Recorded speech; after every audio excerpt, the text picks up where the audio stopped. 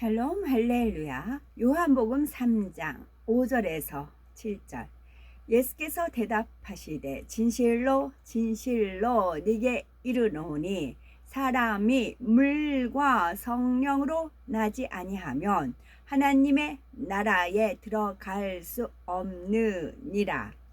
육으로 난 것은 육이요 영으로 난 것은 영이니 내가 네게 거듭 나야 하겠다 하는 말을 놀랍게 여기지 말라. 아멘.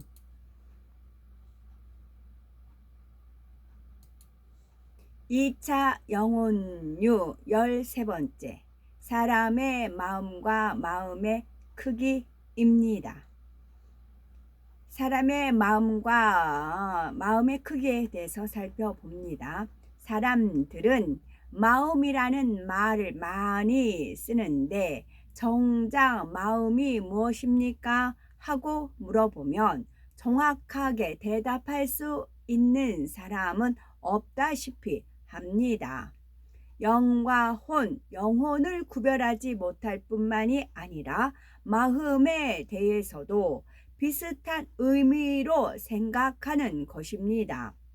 영혼육의 말씀을 잘 양식 삼으면 사람의 마음은 물론이요 영이신 아버지의 하나님의 마음도 더 깊이 이해할 수가 있고 구원의 섭리도 더 밝히 깨달을 수가 있으며 더 신속하게 성결되는 길을 찾을 수 있습니다. 아담의 마음에서 살펴봅니다. 아담이 처음 창조되었을 때 마음은 곧 영이었습니다. 하나님께서 생기를 불어넣으심으로 아담에게는 생명의 씨가 있는 영 자체가 만들어졌고 그 안에 영의 지식, 곧 진리의 지식들이 채워졌지요. 아기가 태어나면 자라면서 여러 가지 체험을 통해 지식들을 얻은 후에야 온전하게 사람으로서의 구실을 할 수가 있지요. 이와 마찬가지로 아담도 하나님과 자신 그리고 하나님께서 창조하신 만물에 대해서 배우고 선과 진리, 빛과 같은 영의 지식을 습득함으로써 영으로서의 구실을 온전히 할 수가 있게 되었지요. 이렇게 영 안에 영의 지식이 채워진 것이 바로 아담의 마음이라고 할 수가 있습니다. 이때는 마음이라는 말이 필요가 없었습니다. 마음이 곧 영이기 때문에 영이라고 부르면 되었지요. 그런데 아담이 범죄한 후에는 더 이상 영이라고 부를 수 없게 되었습니다. 아담의 영이 죽은 상태가 되었기 때문에 곧 진리의 지식들을 하나하나 잃어버리고 비진리의 지식들이 채워졌기 때문에 이때부터는 더 이상 영이 아닌 마음이라고 부르는 것입니다. 사람들은 종종 마음의 크기에 따라서 대인 또는 소인이라고 표현을 하고 하는데 실제로 사람마다 마음의 크기가 다릅니다. 그리고 영이신 하나님의 마음은 그 크기가 무한하십니다. 하나님의 마음은 원래 빛과 소리로 온 우주에 가득하게 펼쳐져 있었고 또한 그 마음 안에 모든 우주가 품어져 있었지요. 그 우주 안에 하나님께서 영의 세계도 만드셨고 육의 세상도 만드셨으며 지구와 천지 만물을 창조하고 다스리십니다. 그 우주 안에 하나님의 기가 있는 거잖아요. 그래서 단전 호흡 같은 거에서 기를 받아들여서 특히 중국 같은 데 막 그런 거 많이 있지요. 인도도 그렇고요. 그런들이 뭐 영이 이제 나갔다 들어오고 뭐 그런 말들을 하잖아요. 그래서 기도 중에 하나님께서 한번 저한테 알려주신 적이 있어요. 영계가 너무 혼탁하다. 그러면서 책임을 하나님께 돌리셔서 하나님께서 책임을 하나님이 당신한테 돌리셨어요. 나 때문에 그렇다 그러셨어요. 하나님께서 이제 빛이 있으라 이제 말씀을 하셨잖아요. 그 말씀 안에 다 기가 이제 있잖아요. 그러니까 그 길을 잘못 이제 받아들여 가지고 2000층 악한 영들 세계 있는 그 공간에 그들이 들락날락 하는 겁니다. 원수마귀 루시퍼의 권한에 의해서 그 권세에 의해서 들락날락 하는 겁니다. 그래서 영계가 혼탁하다 하면서 그 책임을 나 때문에 그렇다 그러신 적 있으셨어요. 그런 분이 우리 하나님이세요. 책임.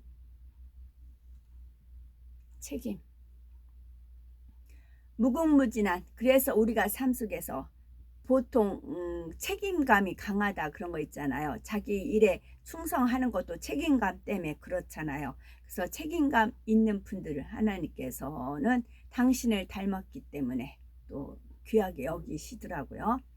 무궁무진한 지식, 지혜, 권능, 사랑 이 모든 것들이 다 하나님의 마음 안에 담겨 있는 것입니다.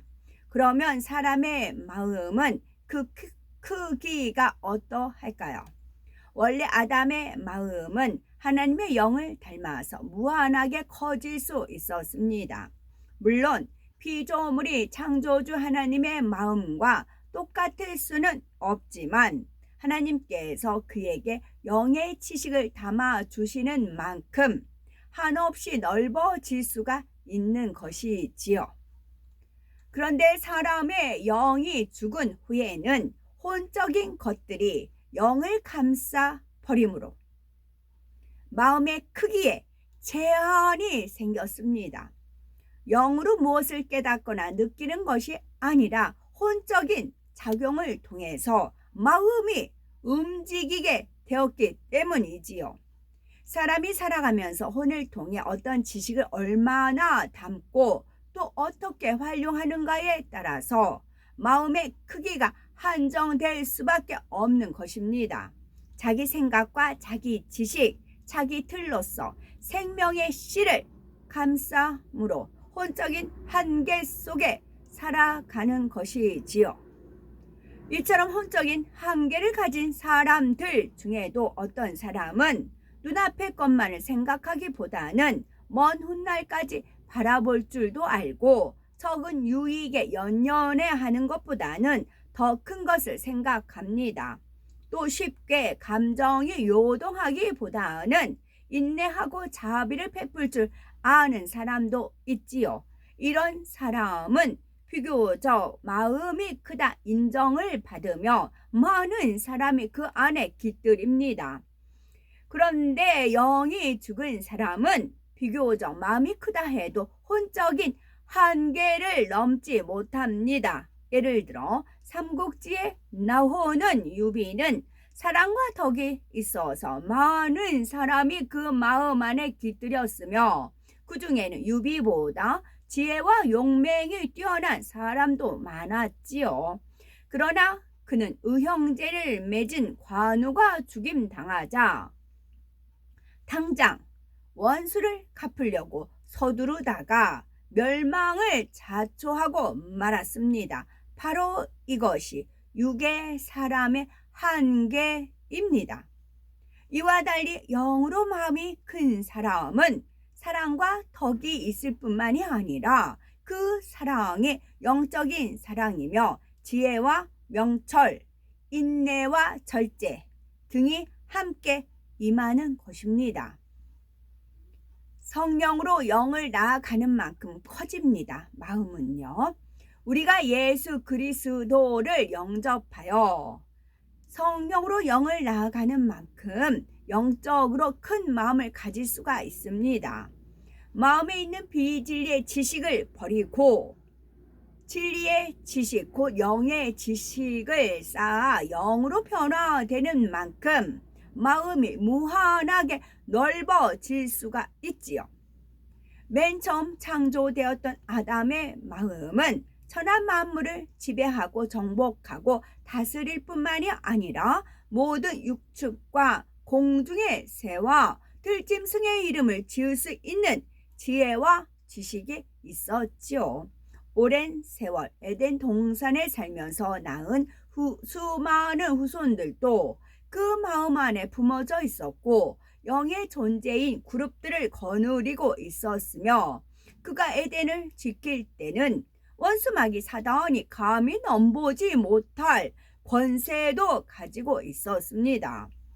영의 사람이 되어가는 만큼 마음이 커지고 영이신 하나님의 지혜와 사랑 또한 능력과 권세 등을 소유하게 됩니다.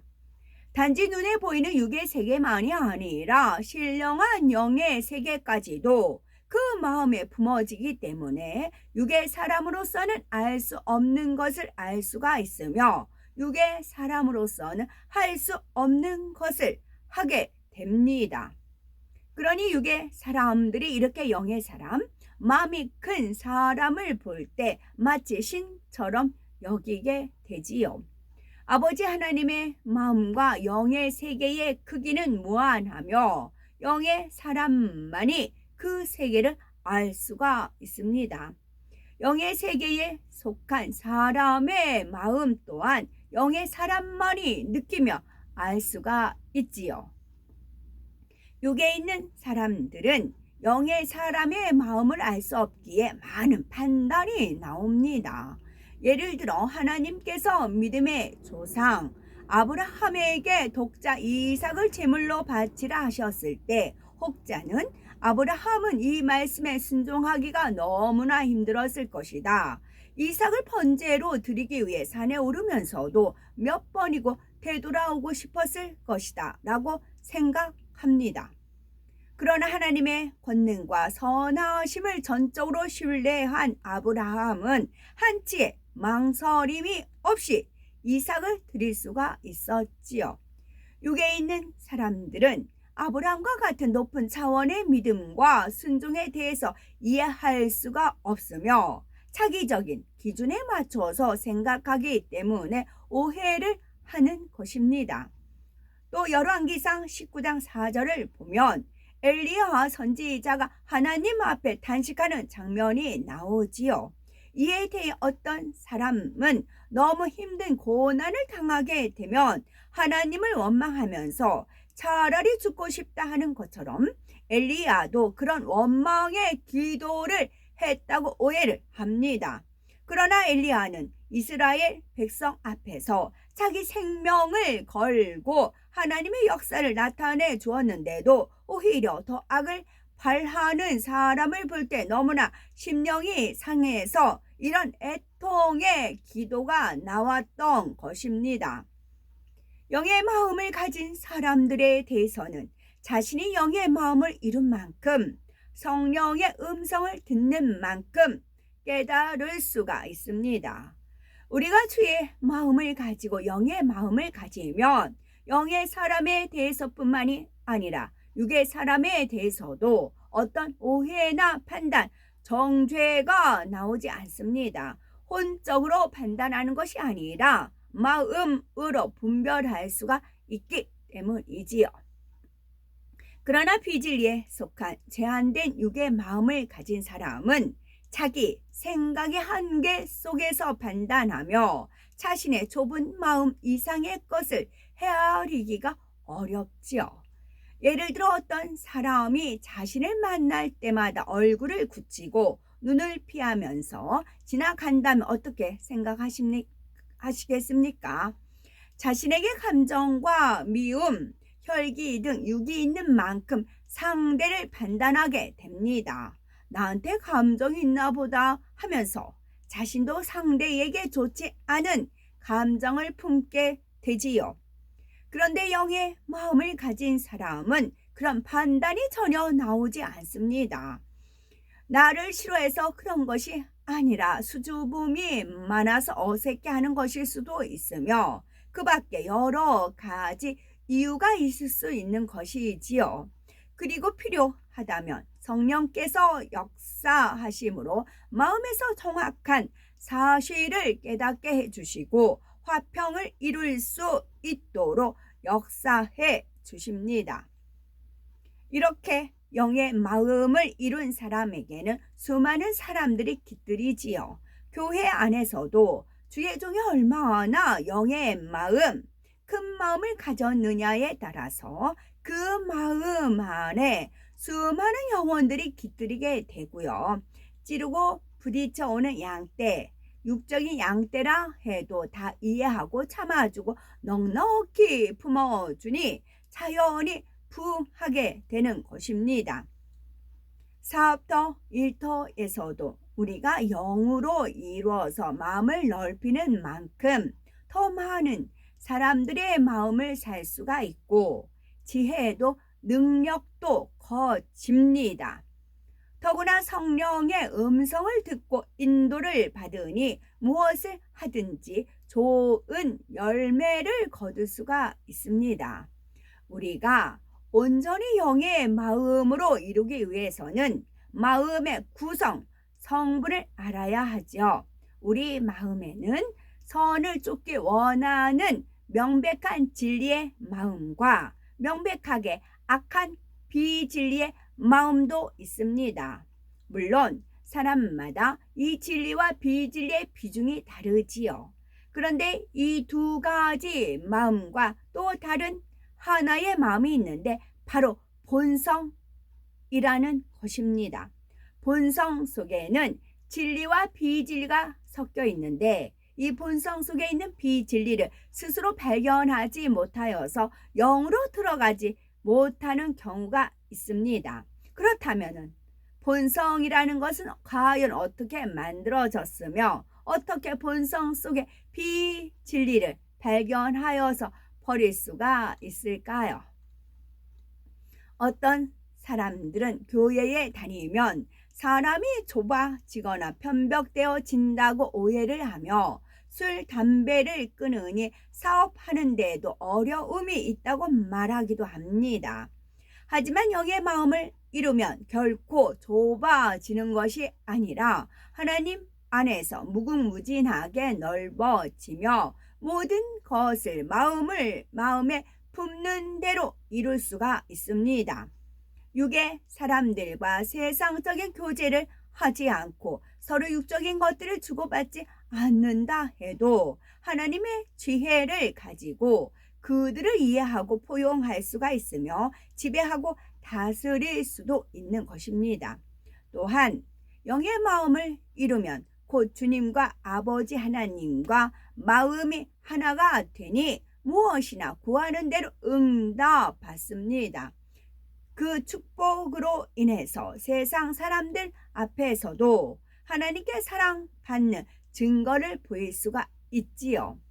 그러므로 부지런히 하나님의 말씀을 양식 삼아 무한한 영의 지식들을 취해 나가심으로 세상 사람들과 육의 한계 속에서 좁아지는 것이 아니라 만물을 지배하고 정복하고 다스리던 아담과 같이 넓고 큰 마음을 이루시는 우리가 되셔야 되겠습니다. 아멘. 예배합니다. 예배합니다. 그런 찬양이 있지요. 예배합니다. 이렇게 찬양 중에 아버지께서 예배가 무엇이드냐 이제 그러세요. 이제 우리가 많이 알아요. 예배는 예자는 예도에 예를 갖춘다. 예의 범절을 한다고. 절은 예배, 배자는 절배예요. 그래서 예를 갖춰서 절하는 거예요. 우리가 어른이 오시고 하면 예를 갖춰서 공손하게 절을 하잖아요. 예배는 그런 거예요. 예를 갖추어서 절하는 거예요. 누구께? 하나님께요. 예를 갖춰서 절하는 거예요. 예배는. 예를 갖춰서 또 절자는 절하다라는 절자도 있지만 감사하다라는 표현도 있고 사의를 표하다 그런 말도 있어요. 그리고 예자는 경의를 표하다. 패백 드린다 할 때에도 이 예자를 씁니다. 그래서 예배는 예를 갖춰서 절하다. 예를 갖춰서 하나님께 영광 돌리다입니다. 아멘.